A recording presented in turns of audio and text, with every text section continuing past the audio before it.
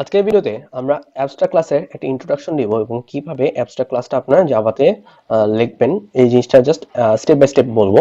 পরবর্তী ভিডিওতে আমরা অ্যাবস্ট্রাক্ট ক্লাসকে ইমপ্লিমেন্ট করে দেখাবো নেটবিনসে বা জাভা প্রোগ্রামিং ল্যাঙ্গুয়েজ দিয়ে।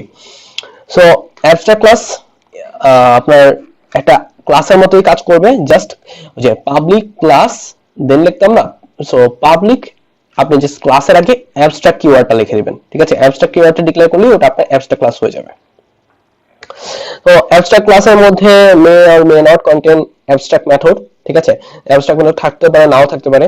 অ্যাবস্ট্রাক্ট মেথড হচ্ছে সেই মেথডগুলো যেগুলোর বডি থাকবে না, বাট আপনি যখন অ্যাবস্ট্রাক্ট ক্লাসকে ইনহেরিট করবেন তখন হচ্ছে ওই বডিগুলো আপনাকে লিখে দিতে হবে। দেন হচ্ছে অ্যাবস্ট্রাক্ট ক্লাসে মাস্ট অ্যাট লিস্ট যদি কোনো একটা আপনি ক্লাসকে অ্যাবস্ট্রাক্ট ক্লাস হিসেবে গ্র্যান্ট করেন, ওইখানে if a class has at least one abstract method then the class must be declared as abstract.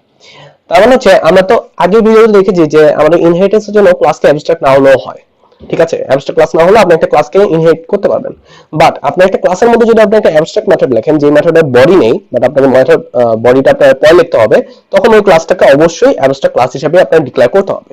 আমরা পরবর্তী ভিডিওতে যখন করে দেখবো তখন আপনার জিনিসটা আরো ক্লিয়ার হবে। তারপরে if a class is declared abstract it can not be initiate. তার মানে হচ্ছে আপনার একটা ক্লাস মানে একটা অ্যাবস্ট্রাক্ট ক্লাসকে যখন আমি সরি একটা ক্লাসকে যখন আমি অ্যাবস্ট্রাক্ট ক্লাস হিসেবে গ্র্যান্ট করব, তখন ওই ক্লাসের কোনো অবজেক্ট আমি ক্রিয়েট করতে পারবো না, ঠিক আছে? এখানে এই যে দেখছেন it can not be initiate, initiate মানে হচ্ছে আপনি কোনো অবজেক্ট ক্রিয়েট করতে পারবেন না।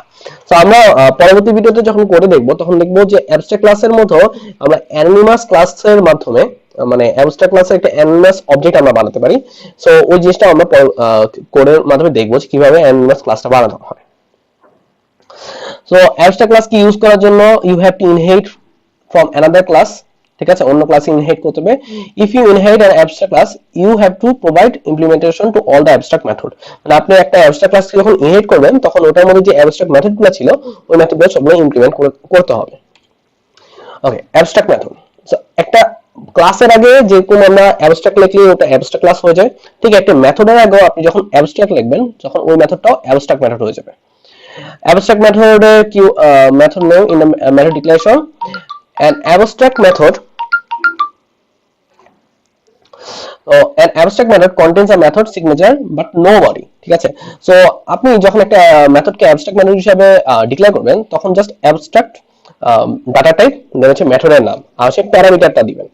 কাইন্ড অফ ধরেন আপনি আমাদের সি প্রোগ্রামিং সম্পর্কে যারা অবগত দেখবেন যে একটা ফাংশন যখন লিখতাম ফাংশনের প্রোটোটাইপ আমরা সবার ইন্ট মেনুর উপর ডিক্লেয়ার করে আসতাম, ঠিক তেমনি আপনি একটা অ্যাবস্ট্রাক্ট মেথডেরও মানে অ্যাবস্ট্রাক্ট কিওয়ার্ড দিয়ে জাস্ট একটা মেথড প্রোটোটাইপ লিখে রাখবেন আর মেথডের যে বডিটা ওটা লিখবেন হচ্ছে যেই ক্লাসের মধ্যে এই অ্যাবস্ট্রাক্ট ক্লাসটি ইনহেরিট করা হয়।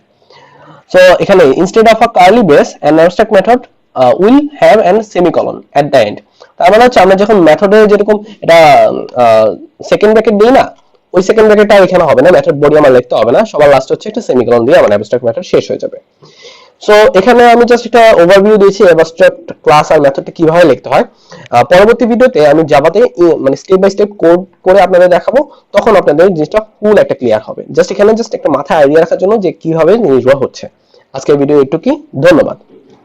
ইউটিউবে আমার ভিডিওগুলো দেখার জন্য সার্চ বক্সের মধ্যে সায়েফ রিয়াদ লিখে সার্চ করবেন, এরপরে আমার চ্যানেল চলে আসবে।